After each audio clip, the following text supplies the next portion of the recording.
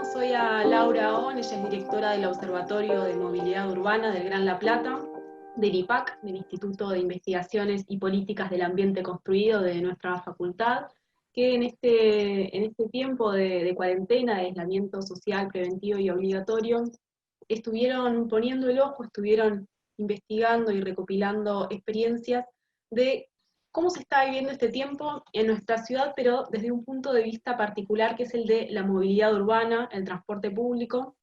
Y para eso estamos con Laura, directora del observatorio, para que nos cuente cómo fue el inicio, el puntapié de este proyecto de investigación y cómo lo han estado trabajando este tiempo. Buen día, Laura. Hola, buenos días Martina. Bueno, gracias por interesarse por lo que estamos haciendo. En realidad, frente a la incertidumbre de todo tipo que nos generó a todos a nivel global la situación de la pandemia, bueno, nosotros desde el observatorio nos dedicamos a observar la movilidad y bueno, empezamos a observar y a querer registrar de manera sistemática la inmovilidad que se producía al principio y todas sus etapas, ¿no? Cómo fueron evolucionando, sobre todo para poder vislumbrar la situación de pospandemia o dimensionar al menos en parte el impacto de esta situación en la ciudad. Así que nuestra búsqueda iba por ahí, era por tratar de resolver algunas incógnitas en relación a la incertidumbre de la pospandemia, que esperamos que no tarde mucho en llegar. Y para iniciar esta investigación, ¿cuáles fueron los elementos o las herramientas de las que se tomaron para poder llegar a algunos datos de los que vamos a estar comentando en un ratito? Bueno, nosotros trabajamos con una encuesta habitualmente, trabajamos con encuestas vía web. Es un momento bastante oportuno porque hay una enorme cantidad de gente que está conectada, mucho más que antes. Entonces, bueno, diseñamos un tipo de formulario que nos permitiera registrar no solamente la movilidad, sino también la inmovilidad. Es decir, saber cuántas personas se están moviendo y de qué manera lo están haciendo y por qué motivos, y también conocer un poco cuáles son sus temores y preocupaciones en relación a su movilidad, al uso del transporte público, y cómo ellos la situación futura, ¿no? Cómo se ven ellos en su movilidad cotidiana cuando, bueno, regresemos a algún tipo de normalidad, digamos, nuestras búsquedas iban por ese lado. O sea que no es una encuesta solamente técnica donde ustedes toman por caso números o cifras solamente, sino que también van por las subjetividades y por las sensibilidades de quienes habitamos la ciudad.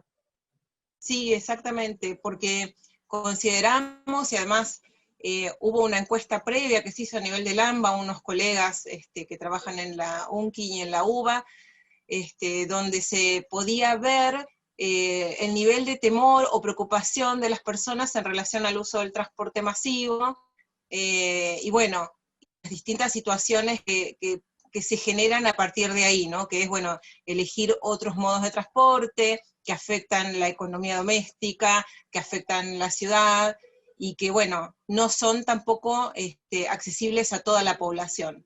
Entonces generaban una serie de situaciones diversas que afectaban también de manera distinta a las poblaciones de acuerdo a dónde viven, a qué acceso al agua y al transporte tienen.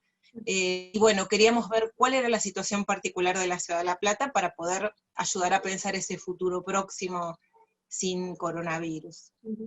¿Y cuáles son estas primeras fotos, estas primeras imágenes que brinda el estudio, que aclaramos también que no es solamente del casco urbano, sino que nos invita a recorrer y a pensar también ese Gran La Plata, todo ese cordón, esa periferia que rodea el casco? Claro, exactamente. Sí, nosotros tenemos como una preocupación permanente por el tema de poder registrar las situaciones a nivel de partido, porque si bien su origen en la ciudad era el cuadrado fundacional, hoy hay solamente un tercio de la población viviendo ahí y los otros 2 tercios están afuera. Y esta es una situación que es necesario tener siempre presente.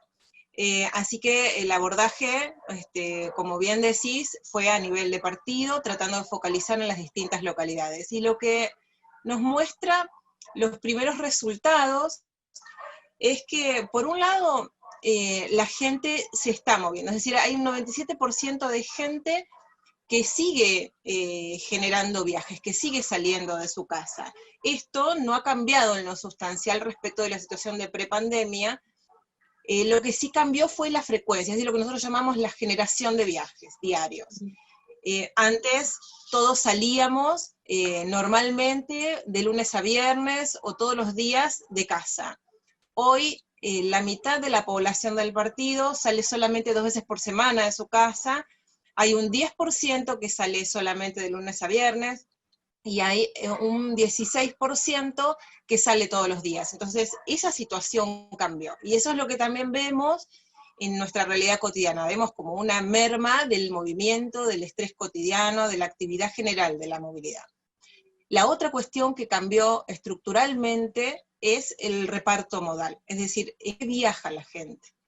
En la ciudad de La Plata veníamos teniendo, en la situación de prepandemia, un reparto modal distribuido entre el transporte masivo, que son los colectivos y el tren, y el auto particular y el alquiler, y los modos no motorizados, ¿no? Que son las bicicletas y la caminata. En la situación de pandemia que registramos en la actualidad, lo que hay es un incremento muy grande en la proporción de viajes en modos no masivos. Esto es, autos particulares y autos de alquiler, taxis y remises. Y si bien es una proporción de una cantidad mucho menor de viajes, ¿no? Porque antes teníamos 1,5 millones de viajes diarios, y ahora estamos por debajo de la mitad, pero sí, si proyectamos esta tendencia del 60% de los viajes en modo auto, vamos a tener una situación muy complicada en la ciudad al regreso, ¿no? Entonces es una situación particularmente complicada. Ahora, esto a nivel de todo el partido. Si nos vamos a las periferias, la situación es distinta. En el casco fundacional, bueno, los modos no motorizados son fáciles de usar y se continuaron usando como antes de la situación de la pandemia, porque se puede usar acá, ¿no? Porque nos quedan las distancias, son recorribles en bicicleta y a pie, porque tenemos todo cerca, porque hay una diversidad de comercios y de actividades de las que todavía se están haciendo, que están a distancia de caminata o de bicicleta. Creció un poco el uso del auto, esto hay que decirlo, y cayó mucho el transporte colectivo. En el casco fundacional es el lugar donde más se usa el transporte colectivo, porque es la que tradicionalmente tiene la mayor oferta, ¿no? Todos los colectivos pasan por acá, y la gente que vive en el casco los usa mucho. Acá cayó muchísimo el uso del transporte público, cayó por debajo del 20%, y en la zona norte pasa algo parecido. El transporte público baja muchísimo y sube muchísimo el auto. En la zona norte no hay una suba de los modos no motorizados, porque es una zona donde no se puede caminar ni andar en bicicleta demasiado, y porque sus destinos de viaje suelen estar fuera de la zona norte, ¿no? Suelen venir al casco. El tema es que en las periferias este, oeste y sur no cayó tanto el colectivo, y eso da cuenta de que hay una cierta dependencia, y que son poblaciones que en parte son cautivas del sistema de transporte público, porque la normalidad de la gente es tratar de evitarlo por el riesgo al contagio. Pero hay sectores de la población que no tuvieron la opción, ¿no? Y que no pudieron acceder, o que no pueden hacer sus viajes cotidianos, tienen que continuar viajando, y esto es una situación de riesgo, y es lo que está sucediendo. Y la otra cuestión que cambió, además del reparto modal, que es muy llamativo y que nos da muchas pistas para el futuro, es los motivos de viaje, ¿no? Por ejemplo, antes de la pandemia, entre el 70 y el 80% de los viajes del total del partido y de cada zona eran por trabajo. Había entre un 15, un 25, a veces un 30% de viajes por estudio, y había un porcentaje residual de viajes por salud, compras, trámites. Este patrón de motivos de viaje se invirtió de manera total. Los viajes por estudio virtualmente desaparecieron, ¿no? Y esto tenía un peso en la ciudad universitaria. Y los viajes por trabajo mermaron de una manera muy sorprendente por efecto del teletrabajo. y los viajes que aparecen muy altos en esta situación de pandemia son precisamente esos otros viajes, los de salud fundamentalmente, y más todavía los que nosotros catalogamos o agrupamos en una categoría que era otros viajes, que incluyen tareas de cuidado a mayores, incluyen trámites y compras. Esos son los principales motivos de viaje durante la pandemia en el Partido de La Plata. Y bueno, esto por efecto de, obviamente, de las tecnologías y de la virtualización fue posible, ¿no? Y entre las personas que participaron de la encuesta, como para tener en mente un panorama, más o menos de qué edades son, de qué zonas de la ciudad, si son también de la periferia del casco, si son estudiantes, trabajadores, o fue más bien Tenemos, variado. felizmente, que era lo que decíamos, tenemos una diversidad, una proporción diversa, totalmente diversa de edades. Tenemos gente mayor, gente de entre 50 y 60, gente de 30 y 40, adolescentes, jóvenes universitarios. La muestra de la encuesta es muy variada. Tenemos un 45 aproximadamente por ciento de gente que vive en el casco, y el resto que vive en las localidades por fuera del casco, ¿no? Y si bien hay un sesgo en el casco, que tenemos como una mayor cantidad de respuestas, lo que sí tenemos son análisis realizados por localidad, de las respuestas de las personas que viven por fuera del casco. Y ahí se ve claramente ese comportamiento diferenciado entre la gente que vive afuera, y además esas periferias son distintas, ¿no? La periferia norte tiene unas mayores centralidades, la gente puede resolver cuestiones cotidianas en su proximidad, no todas las localidades de la zona norte, pero hay centralidades en Citibel, digamos, que permiten evitar el viaje hasta el casco. Pero en la zona este, por ejemplo, hay una gran ausencia de centralidades, de actividades que a la gente le permitan resolver su vida cotidiana en ese mismo territorio. Y lo mismo pasa en la oeste y un poco menos en la sur. Los Hornos tienen una propia centralidad, pero en esa diversidad periférica se nota mucho la falta de centralidad, de consolidación de esas áreas que permitan en esta pandemia o en futuras pandemias, que ojalá no haya, que la gente no se vea condicionada a tener que arriesgarse a viajar tan lejos o en transporte público, sino que pueda resolver su cotidianeidad en la proximidad de su hogar, ¿no? Esto sería una ciudad equilibrada, y si la hubiéramos tenido, hubiéramos enfrentado de una manera mucho mejor esta actual situación de pandemia. Desde el observatorio ustedes hace años que ya vienen trabajando en estas temáticas, por eso también todo esto que estás contando viene a ser como una especie de comparativo con sus propios datos previos, como este antes y el después, aunque la hora que estamos transitando es totalmente incierto y bueno, es muy en tiempo presente, pero de todas maneras les permite como seguir profundizando, repensando algunas cosas como las que nombrabas recién, que tienen que ver con consolidar algunas situaciones urbanas en determinados barrios y de poder mitigar un poco esta desigualdad. Bueno, ustedes la miran desde el lado del transporte y de la ciudad, pero que obviamente tiene que ver con todo un contexto mucho más general, también desde el uso del transporte público, las falencias que tiene en la ciudad de La Plata, en sus recorridos, en sus frecuencias. Ahora viene esta situación de la pandemia, que en principio es una situación no deseada, nos puede dar un escenario, una plataforma para pensar una situación sí deseada o una situación mejor. ¿Cuáles serían esas proyecciones que piensan ustedes desde el transporte y desde la movilidad?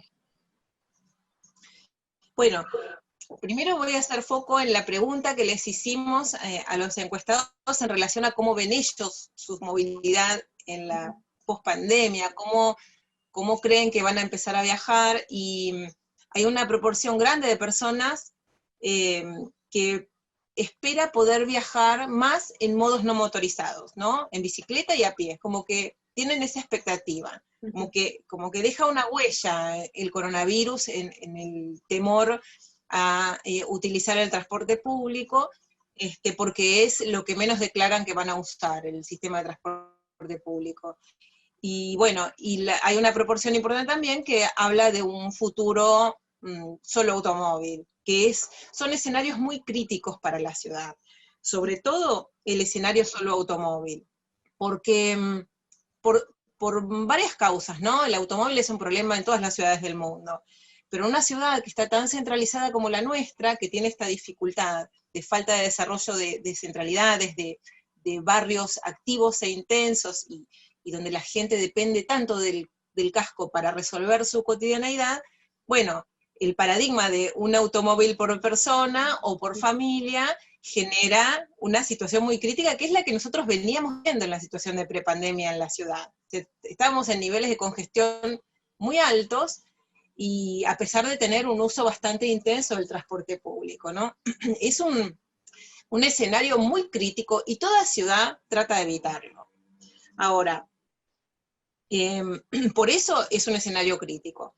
El escenario que la gente pretende, que es el viajar en modos no masivos, es como el ideal. Es como que la ciudad sustentable, conceptualmente, es una ciudad de caminata, de bicicleta, pero requiere una reestructuración de los usos del suelo, requiere creación de centralidades en los barrios, empezar por algunas, generar inversiones, descentralizar lo administrativo, incluso lo universitario, y un escenario también de apoyarse un poco en el teletrabajo combinado con el trabajo presencial, y quizá la educación a distancia también combinada, para lograr, digamos, mitigar la demanda de viajes al centro hasta tanto se logre como un proceso de descentralización. Pero lo que nos parece muy estructural, que lo vemos como más real, ¿no?, en nuestro contexto, en el corto plazo, es procurar promover el uso del transporte público masivo seguro. ¿Por qué? Porque tenemos mucha gente lejos, porque el proceso de descentralización va a llevar muchos recursos y cierta cantidad de años, dependiendo de los procesos de gestión, de la continuidad, de las decisiones políticas, de factores que son difíciles de dimensionar o de predecir, ¿no? Entonces, el uso del transporte público es lo que puede generar equidad e igualdad de oportunidades, es decir, que todos puedan llegar a sus actividades sin afectar a su economía doméstica, y pudiendo no generar un impacto tan negativo en la ciudad. Ahora, la pandemia nos enseñó que el Estado puede controlar el uso del transporte público, puede regular con la información SUBE la densidad de las unidades, y esto puede ser una oportunidad, ¿no? Y quizá en un futuro no tener colectivos tan llenos de gente como los que teníamos, ¿no?, antes de la pandemia, muy densos, donde la gente viajaba mal, y le daba miedo subir o bajar, porque la frenada y la congestión de autos, ¿no? La situación de viaje en transporte público venía siendo muy mala para los habitantes. Entonces no era algo que uno eligiera si podía elegir otra alternativa. Entonces consideramos eso, consideramos que sería muy bueno que el transporte no masivo prospere, perdón, que el transporte, consideramos que el uso de los modos no motorizados debería prosperar, y esto implica que se deberían hacer infraestructuras en redes, ¿no? No tramos de ciclovías solamente, sino redes de ciclovías, ¿no? Esto también es muy importante. Y no solamente en el casco, sino en toda la microrregión, ¿no? Que todos viajen seguros, porque el tema de viajar en bicicleta o caminando es poner el cuerpo frente a la congestión. Entonces, se necesitan vías seguras para poder circular. Así que consideramos que el Estado tiene un rol importante, tanto en la gestión y planificación del transporte público futuro, ¿no?, para garantizar que no esté denso, que haga recorridos adecuados y buenas frecuencias, como en la oferta de redes de ciclovías y vialidades seguras para peatones y ciclistas. Y bueno, y esperamos que en un mediano plazo también tengamos un proceso de descentralización que habilite este nuevo eslogan, ¿no?, de la ciudad de los 15 minutos, pero que en realidad tener a 15 minutos de tu casa todo lo que necesitas implica para nosotros en La Plata un proceso de descentralización, ¿no?, administrativa, educativa y de todas las actividades cotidianas que tenemos.